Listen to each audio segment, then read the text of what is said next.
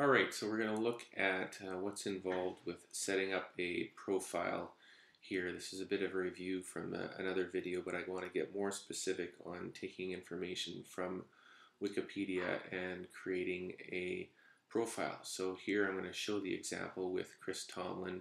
So we've got the silver stripe here, the profile manager, the profile, and then Wikipedia is open to Chris Tomlin, and then I also have a text file here where we've got all the information in this that I have copied into text, which I can then copy to the silver stripe. So what we'll do is we'll bring up Chris Tomlin, and that's his.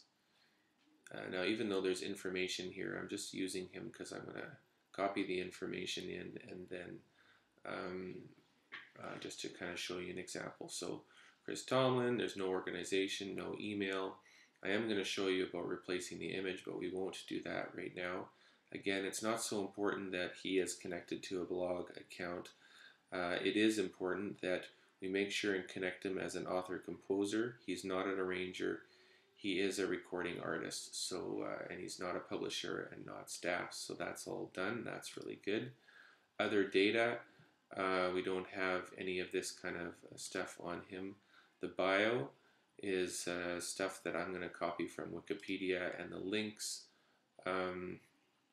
well, you know what I'm going to do is I'm going to add a link to Chris Tomlin.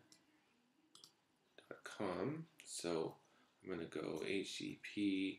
Now where I would get this actually is from Wikipedia. I might be able to find some links that are relevant to him. So, oh, maybe not.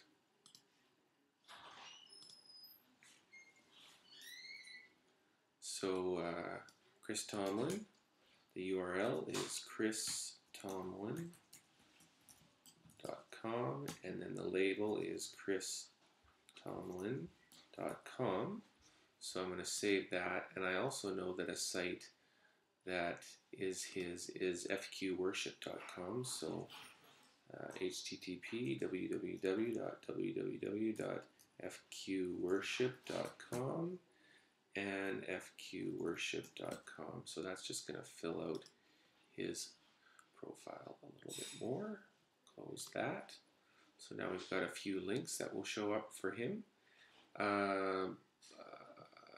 Facebook, he probably has a Facebook account. I'm not going to go into that.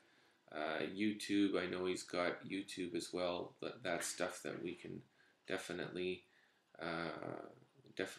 add in those links, but I'm not going to do that right now. I'm going to go to the bio.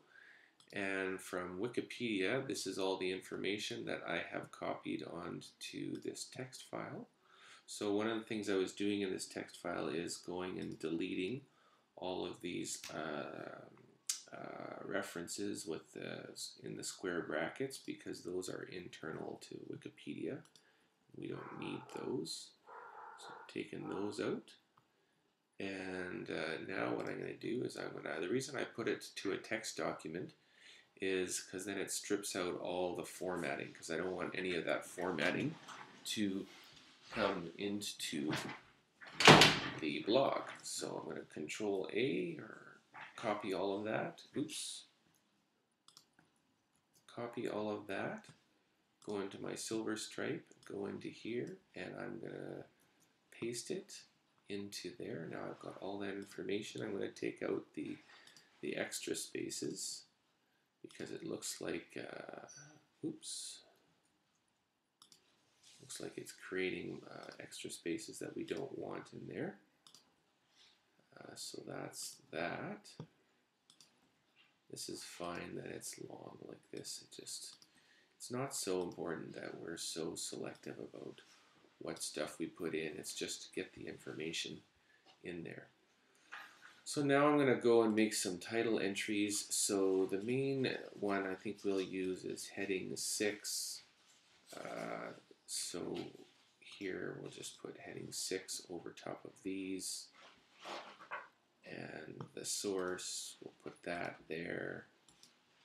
And then this link it's not really that critical that we hyperlink this. It's just that's fine, just like that. That puts all the information there, and boom, there we go. We can save this.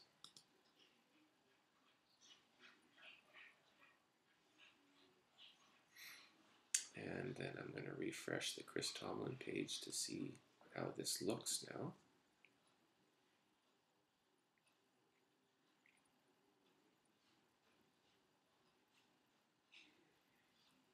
There we go. Here's all the information, all the paragraphs. So it's a well filled out page now. More than enough information. And a few extra links there to Chris Tomlin, which is good. And I wanted to show you about the image. So sometimes in Wikipedia, let's pretend that we're going to grab the image here of Chris Tomlin. So in a Mac, it's really cool because you can just, I have mine to select a little square out of here, and I just make sure that it is totally a square. So I'm going to go, well, I'm going to just actually go 145 by 145 to make sure that it's a square. Oh, excuse my dog there. Now I'm going to let go, and that's going to copy.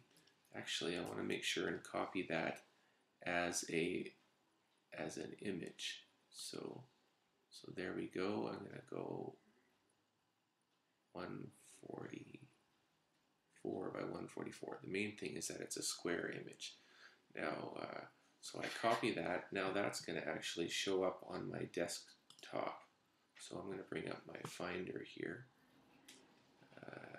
And in my Finder, in my desktop, the most recent thing is a screenshot. And there's the image right there. So right there you can see the image. So I'm actually going to name that. I'm just going to rename it Chris Tomlin. And then I'm going to go to my silver stripe here to the data. And I'm going to replace with an image from my computer. Choose the file, select Chris Tomlin, choose, and replace image. So now it's going to replace the image that I had there with that. There it is, nice and square. And I can save that.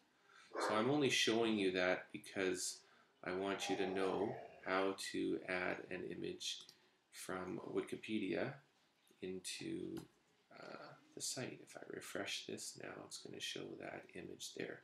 So sometimes there are images, see, there it is.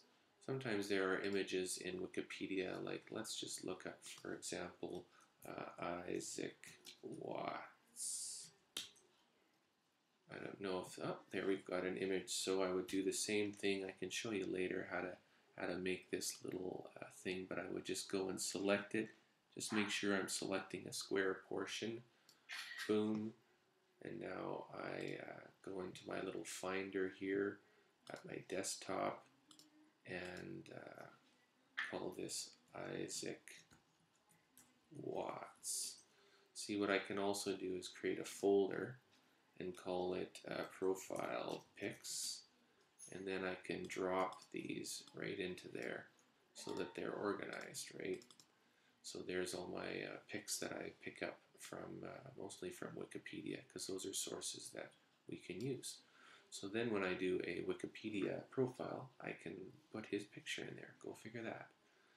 So hopefully that explains how we are handling. Oh, I'm just noticing here that there seems to be an extra space there. Oh, don't want that space in there. So save that. Did you see how I noticed that? That's an extra space up there, and I don't like that. So I went and took it out of there, and now it should be gone if I refresh the page. So it's just a matter of going through all the blogs, all the profiles, and connecting them with artists and author profiles, and putting in the information, and that's what we need to do. All right, there you go.